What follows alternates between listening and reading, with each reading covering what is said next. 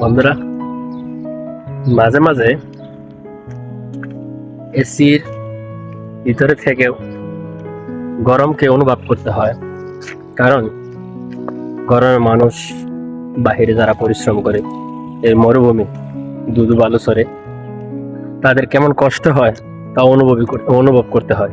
কারণ আমি যেখানে কাজ করি ওইখানে হলে এসির ভিতরে কাজ করা হয়, খাওয়া এসির ভিতরে, নামাজ এসির ভিতরে, এভরিথিং এসির ভিতরে। তাই মনে করেন ওই গরমটা আমরা বুঝতে পারি না।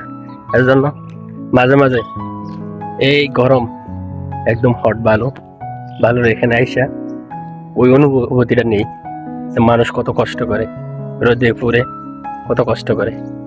তাই আপনারা মাঝে মাঝে এরকম আসলে কি শ্রমিকের মূল্যটা কেউ দিতে চায় না। কারণ নিয়ম হইল যে শ্রমিকের ঘাম শুকানোর আগে মূল্য পরিশোধ করা। বাস্তবে এটা হলো শুধু কাগজ ও কলমে মানুষের মুখের বুলির ভিতরে থাকে, বাস্তবে কোনো কিছু থাকে না। এটাই সত্য। ধন্যবাদ, ভালো থাকবেন, সুস্থ থাকবেন।